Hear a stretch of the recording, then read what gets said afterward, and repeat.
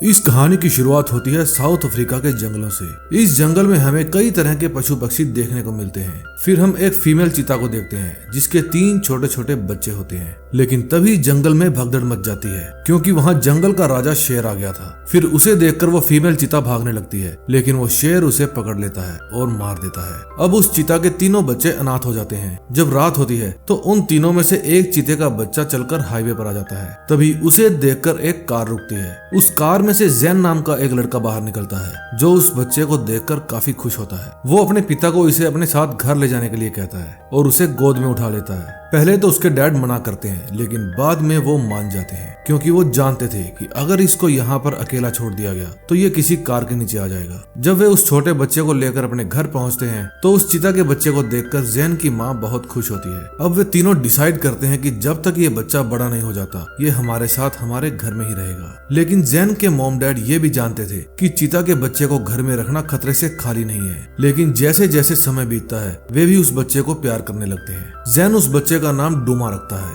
अब डूमा उनकी फैमिली का एक मेंबर बन जाता है। एक दिन जैन और उसके डैड डूमा को दौड़ना सिखाते हैं। वे उसे अपनी बाइक के साथ साथ दौड़ने के लिए कहते हैं क्योंकि वे लोग उसकी दौड़ने की स्पीड देखना चाहते थे। लेकिन डूमा ज्यादा तेज नहीं दौड़ता। लेकिन जैसे जैसे बाइक रफ्तार पकड़ती है डूमा भी तेज दौड़ना शुरू कर देता है और वो इतनी तेज दौड़ता है कि बाइक से भी आगे निकल जाता है। उसकी ये रफ्तार देखकर जैन और उसके डैड बहुत खुश होते हैं। अगले दिन जैन डूमा और अपने डैड के साथ बैठा होता है तो उसके डैड उसे समझाते हैं कि अब ये बड़ा हो गया है और हमें इसे वापस वहीं छोड़ देना चाहिए जहाँ से हम इसको उठा कर लाए थे। फिर जैन अपने डैड से पूछता है कि क्या हम इसे अपने साथ नहीं रख सकते क्योंकि ये अब एक पालतू जानवर बन चुका है और इसे जंगल में किस तरह रहा जाता है बिल्कुल भी आइडिया नहीं है। लेकिन जैन के डैड उसकी एक भी बात नहीं सुनते और एक मैप के ऊपर मार्किंग करने लगते हैं और जैन को बताते हैं कि ये हमें यहाँ पर मिला था। जैन के डैड बताते हैं कि ये जगह चीतों के लिए ही है, अगर हम इसे वहाँ पर छोड़ देंगे तो इसे अपनी फैमिली मिल जाएगी। अपने डैड की ये बात सुनकर जैन उदास हो जाता है। अब थोड़े दिन बाद जैन के डैड की तबीयत खराब होने लगती है और एक दिन उनकी मौत हो जाती है।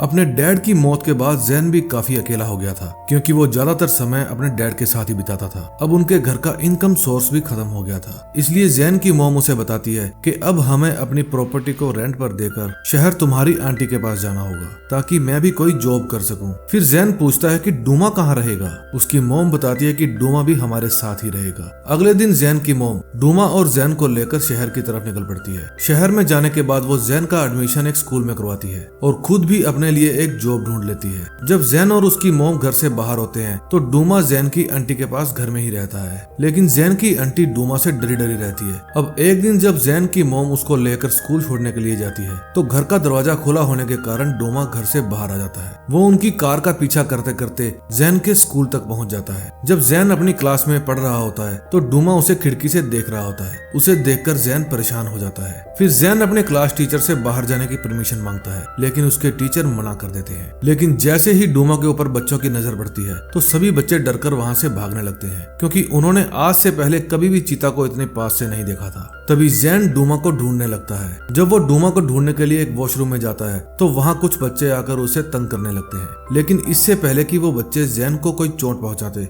वहाँ डूमा आ जाता है। वे सभी बच्चे डूमा को देखकर वहाँ से भाग जाते हैं। उनमें से किसी एक बच्चे के पैसे वहीं पर गिर जाते हैं जिन्हें जैन उठा लेता है। अब जैन डूमा को लेकर स्कूल से बाहर आ जाता है। जैन की मॉम भी उसे ढूंढ रही होती है, लेकिन जैन डूमा को लेकर शहर से बाहर आ जाता है। वो अपनी मॉम के पास इसलिए नहीं जाता क्योंकि उसे डर होता है कि उसकी मॉम उसे चिड़ियाघर ना भेज दे। अब वो डिसाइड करता है कि डूमा को वहीं पर छोड़ आएगा जहाँ उसके पापा कहा करते थे ताकि डूमा को अपनी फैमिली मिल जाए। अब जैन अपने पुराने घर जाता है और अपने डैड की बाइक लेकर वहाँ से डूमा को छोड़ने के लिए जंगल की तरफ निकल पड़ता है। जाने से पहले वो अपनी मॉम के लिए एक लेटर भी छोड़ कर आता है जिसमें लिखा होता है कि आप मेरे लिए परेशान मत होना, मैं डूमा को छोड़कर जल्द ही वापस आ जाऊंगा। उधर जैन डूमा को लेकर बड़ी रफ्तार से जंगल की ओर बढ़ रहा होता है। फिर एक जगह पर रुककर वो उस मैप के अंदर वो लोकेशन ढूंढने लगता है जहां उन्हें जाना था और उसके बाद फिर से एक बार वो सफर पर निकल पड़ता है। जंगल की ओर चलते चलते वो बाइक के पेट्रोल की तरफ ध्यान नहीं देता और एक रेगिस्तान के अंदर जाकर उसकी बाइक बंद हो जाती है। लेकिन वो फिर भी हिम्मत नहीं हारता। वो अपनी बाइक को पैदल ही धक्का मारकर आगे ले जाने की कोशिश करता है। थोड़ी दूर जाने के बाद उसे एक क्रैश प्लेन दिखाई देता है। फिर डूमा जाकर उस प्लेन की छांव में आराम करने लगता है क्योंकि वो बाइक को धक्का मार मार के थक गया था। उन दोनों के पास खाने पीने के लिए कुछ भी नहीं था, इसलिए दोनों ही भूखे और प्यासे होते हैं। उस प्लेन की छांव में बैठे बैठे जैन को नींद आ जाती है। जब शाम होती है तो वहाँ से रिपकोना नाम का एक आदमी गुजरता है और वो जैन की बाइक देखकर उसे चुराने की कोशिश करता है, लेकिन इससे पहले कि वो बाइक को स्टार्ट करता वहाँ पर जैन आ जाता है। फिर जैन रिपकोना से पूछता है कि तुम यहाँ क्या कर रहे हो। रिपकोना बताता है कि मैं साउथ की तरफ अपने गांव जा रहा हूँ। फिर जैन कहता है कि हम वेस्ट की तरफ जा रहे हैं। फिर रिपकोना पूछता है कि तुम अकेले वहाँ क्या करने जा रहे हो, लेकिन इतनी देर में वहाँ पर डूमा भी आ जाता है। उसे देखकर रिपकोना डर जाता है, लेकिन जैन कहता है कि डरो मत, ये तुम्हें कुछ नहीं कहेगा। फिर जैन उससे पीने के लिए पानी मांगता है और बदले में अपनी बाइक से उसे लिफ्ट देने का वादा करता है। उसकी ये डील रिपकोना को मंजूर होती है और वो उसे पीने के लिए पानी दे देता है, लेकिन जब वो बाइक को स्टार्ट करने की कोशिश करता है तो बाइक स्टार्ट नहीं होती। फिर जैन उसे बताता है कि बाइक में पेट्रोल नहीं है। फिर जब रात हो जाती है तो वे लोग वहीं पर आग जलाकर सो जाते हैं और अगले दिन जब सुबह होती है तो रिपकोना उस क्रैश हुए प्लेन से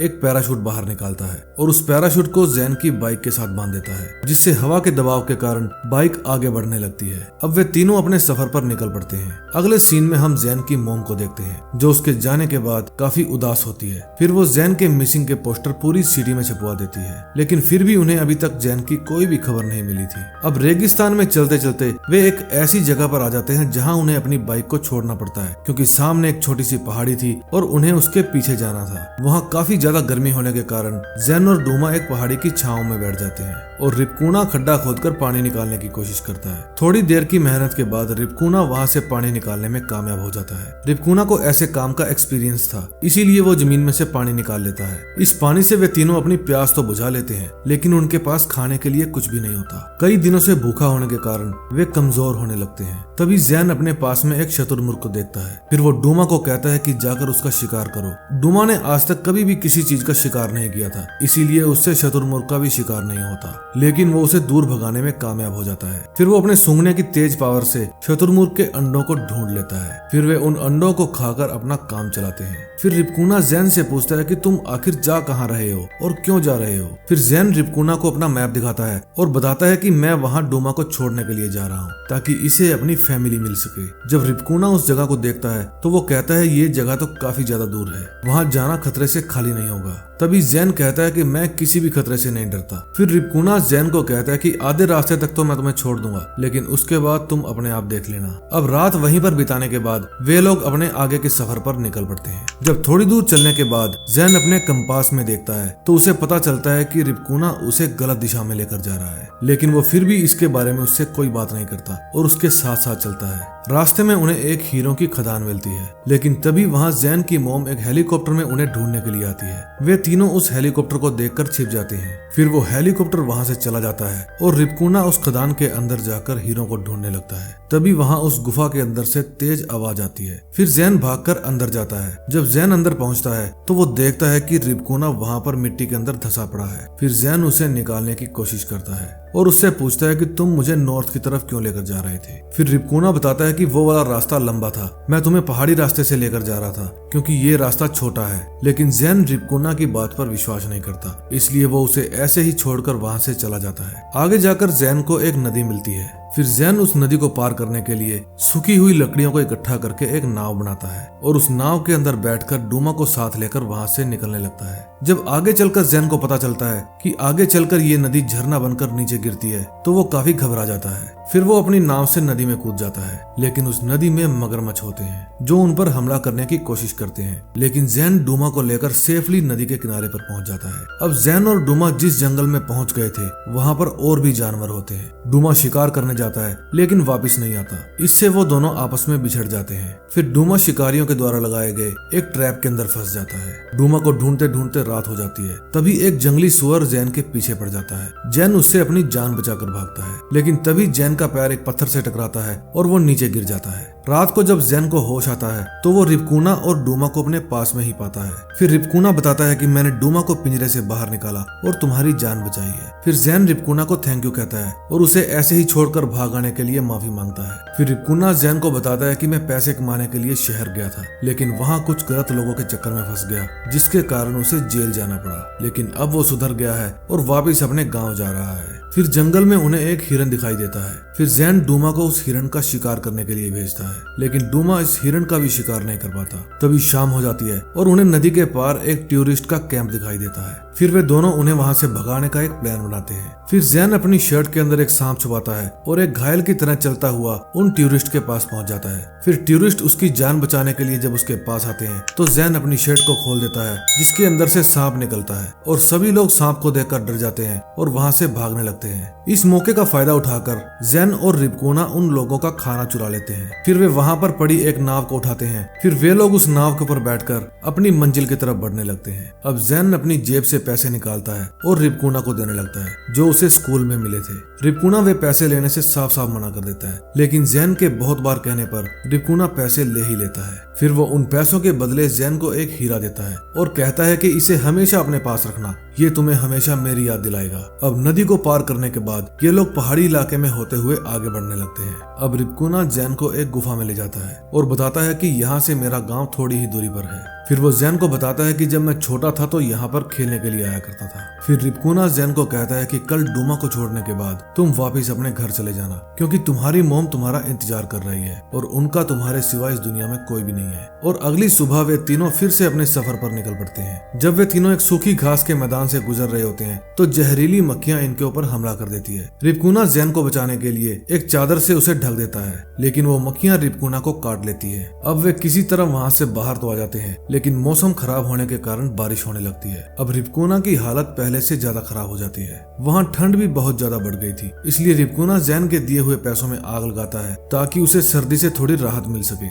लेकिन रिबकुना की हालत पहले से और भी ज्यादा खराब होने लगती है। फिर जैन अकेले ही उसके गांव जाने का फैसला करता है ताकि वो वहां से हेल्प ला सके। इस दौरान वो डूमा को रिबकुना के पास ही छोड़ देता है। रिबकुना के गांव पहुंचकर वो वहां से हेल्प ले आता है। रिबकुना का चेहरा इतना खराब हो गया था कि उसके गांव वाले उसे पहचानने से इनकार कर देते हैं, लेकिन फिर भी वे गांव वाले उनकी हेल्प के लिए तैयार हो जाते हैं। वे रिबकुना को अपने गांव लेकर जाते हैं और वहां का वैद्य रिबकुना को जड़ी बूटियों से ठीक करने की कोशिश करता है। एक ही दिन में रिबकुना का चेहरा ठीक हो जाता है और गांव वाले उसे पहचान लेते हैं। रिबकुना के गांव वाले उसे देखकर काफी खुश होते हैं और उसकी जान बचाने के लिए जैन को थैंक यू कहते हैं। और फिर जब वहां से निकलने के लिए जैन बाहर आता है तो वो देखता है डूमा वहां पर नहीं होता। फिर जैन डूमा को ढूंढता हुआ काफी दूर घास के मैदानों में आ जाता है, जहां वो देखता है कि डूमा किसी और चीते के साथ खेल रहा है, यानी कि डूमा को अपनी फैमिली मिल चुकी है। उसने अपने नए दोस्त के साथ मिलकर एक हिरन का भी शिकार किया था। ये देखकर जैन बहुत खुश होता है और डूमा को वहीं पर छोड़कर जाने का फैसला करता है, लेकिन तभी वहां डूमा आ जाता है। फिर लास्ट बार वे दोनों एक दूसरे से लिपट जाते हैं और बहुत प्यार करते हैं। अब यहाँ से निकलकर जैन रिबकुना से मिलकर वापस अपनी मॉम के पास लौट जाता है। अब मूवी के लास्ट सीन में हम देखते हैं कि जैन की मॉम खेतों में ट्रैक्टर चला रही होती है। फिर जैन अपनी मॉम को देखकर हाथ हिलाता है और जब उसकी मॉम उसे देखती है तो वो दौड़कर उसके पास जाती है और उसके गले लग जाती है, क्योंकि वो काफी दिन बाद अपने बेटे से मिली थी। वे दोनों एक दूसरे से मिलकर बहुत खुश होते हैं और इसी के साथ ये मूवी एंड हो जाती है। दोस्तों, अगर आपको ये मूवी अच्छी लगी हो तो प्लीज हमारे चैनल को सब्सक्राइब करके हमें सपोर्ट कीजिए। मैं हूं कमल वर्मा, मैं मिलूंगा आपको नए दिन नई स्टोरी के साथ। तब तक के लिए love you, tata, bye bye.